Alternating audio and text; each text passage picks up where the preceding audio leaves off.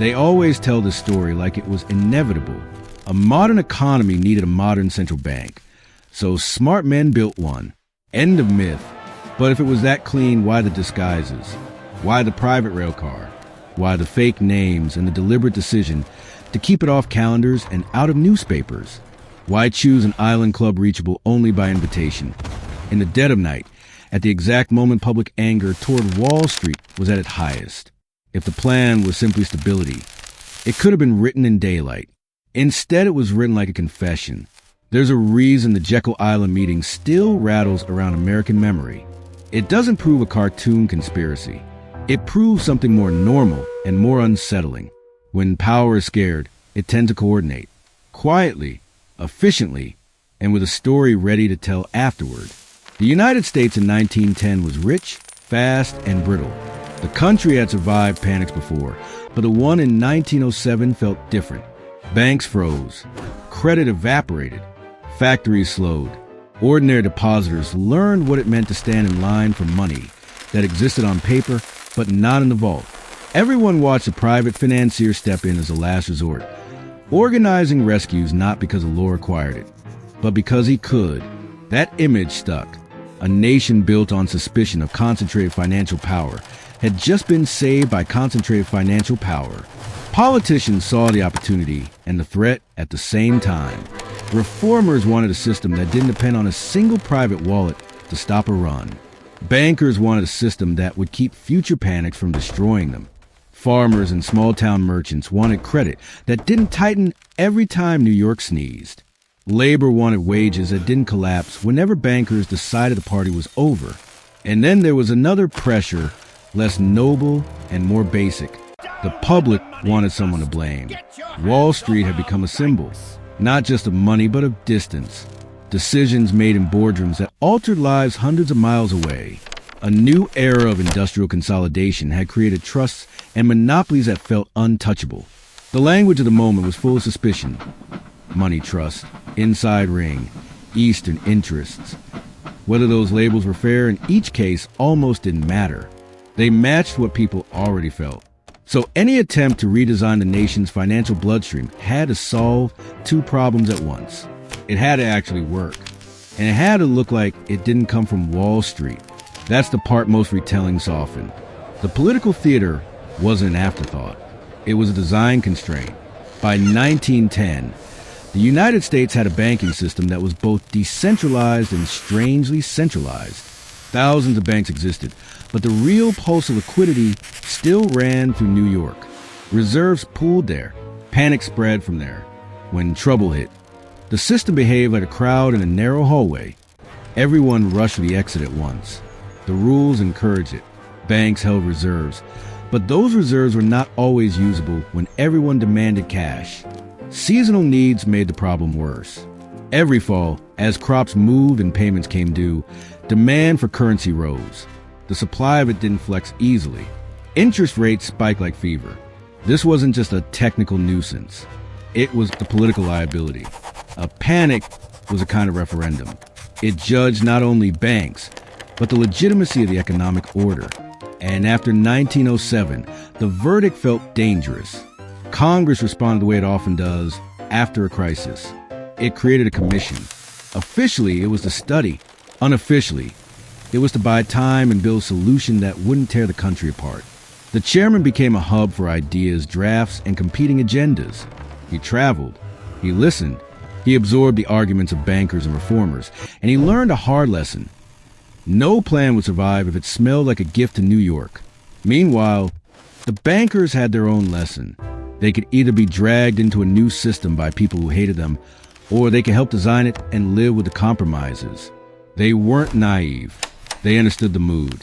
They understood that Wall Street writes the rules was no longer a workable headline. And that's where the secret meeting begins to make sense, not as melodrama, but as strategy. Picture the choice in front of them. If you publicly convene the leading minds of the banking world to draft a reform plan, you hand your enemies a weapon. The story becomes a story. The substance doesn't matter. People will believe the outcome was prearranged because the optics tell them it was. If you draft it quietly, you at least control the timing. You can build something coherent before it gets ripped apart by slogans. You can argue about mechanisms instead of defending your motives in every newspaper column.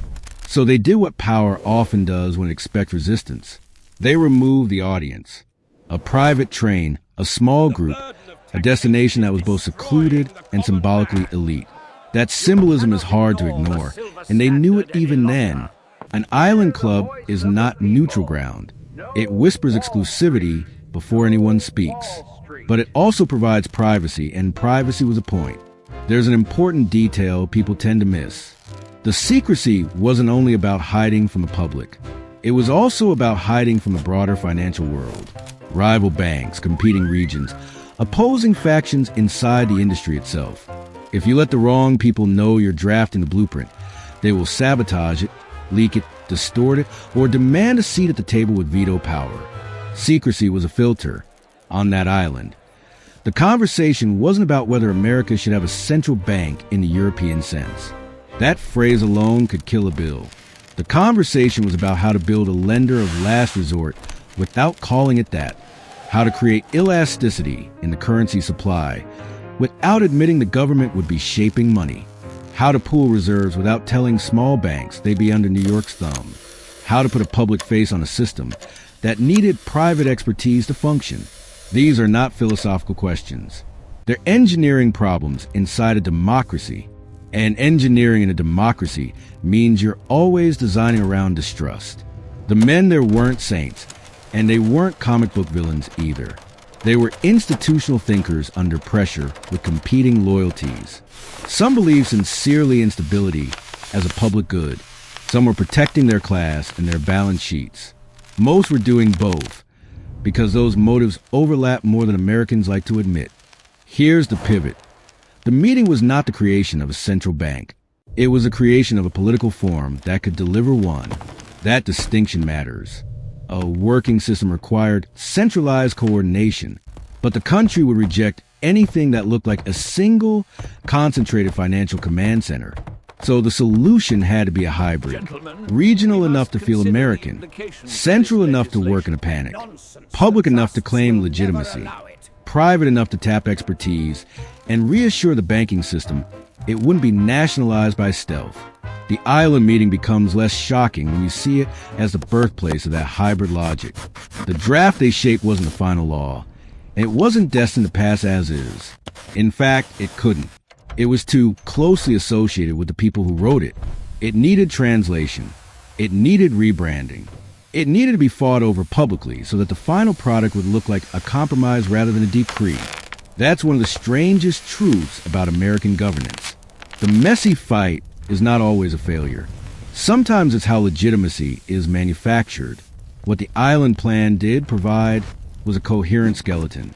It offered mechanisms, a network of reserve banks, a way to issue currency tied to commercial paper, a structure that could expand credit in crisis and contract it afterward, and a governance model that tried to balance regions, banks, and the federal government.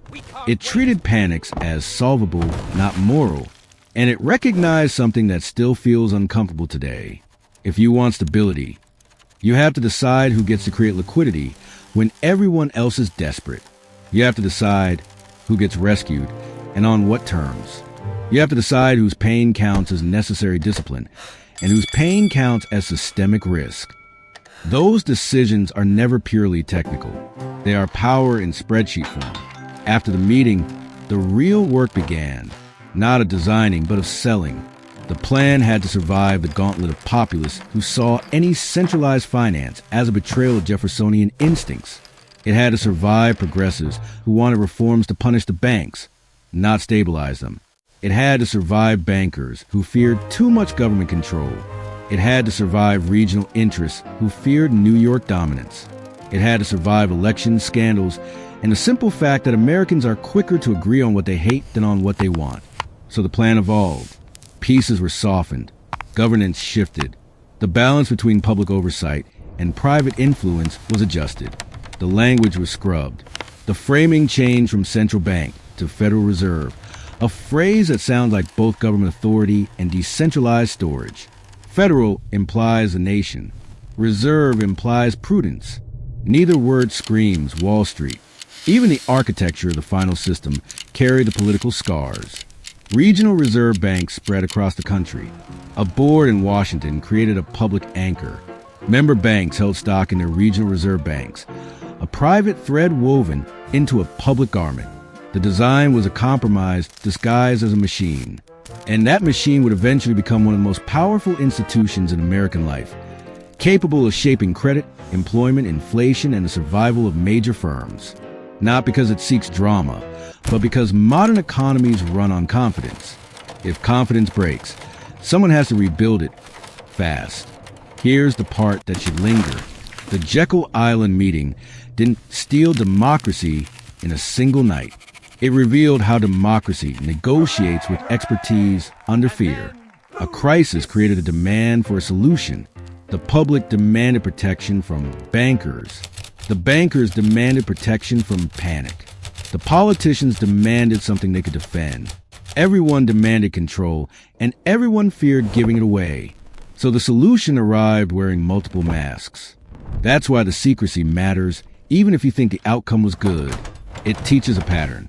When the stakes are existential, the first draft of the future is often written in private. Then it's brought into the open for revision, battle, and ratification. The public doesn't see the earliest version of the argument. It sees the version that survived internal negotiation. And that raises a question that never really goes away. If the most consequential institutional designs start in secluded rooms, what exactly is public debate shaping? The core, or only the edges? You can look at the Federal Reserve's later history and see both interpretations. In some moments, it acts like a stabilizer that prevents catastrophe. In other moments, it looks like a system that protects the financial core first and asks the rest of society to adapt. Sometimes it does both in the same week. That ambiguity is baked in. It was present at creation because the creators were trying to solve incompatible demands. They needed a system strong enough to stop a panic, but not so strong that the public would reject it. They needed something centralized enough to coordinate, but decentralized enough to seem accountable. They needed government involvement, but not government ownership. They needed bankers inside the tent, but not visibly writing the rules. So they went to an island, not because they could command the country from there, but because they couldn't. Because they knew a public-first process would collapse under suspicion before the mechanics were even coherent. Because they were designing not just policy, but the illusion of impartiality that policy requires to operate. And that illusion, once created, becomes a form of infrastructure. Today, Americans still argue over what the Federal Reserve is. A guardian, a manipulator, a necessary evil, an unelected fourth branch, a technocratic referee. The arguments change names, but they orbit the same anxiety. Who gets to decide what money is worth and who gets to survive a crisis? The Jekyll Island story survives because it's an origin myth for that anxiety. It's also a reminder that secrecy is not always proof of evil, but it is always proof of fear. Fear of backlash, fear of failure, fear that the public might reject a plan that, in private, seems obvious. So when you picture that island, don't picture a cabal. Picture a group of men who understood that the country was turning against them and who believed, correctly, that the next panic could break more than banks. Then ask the question that doesn't fit neatly into a morality tale. If stability depends on institutions built in private, what does consent actually mean? And if consent is partly manufactured by managing optics, how many other parts of American life were designed the same way, under the same logic, with the same quiet confidence that the public would accept the finished structure as long as it looked like it had always been there?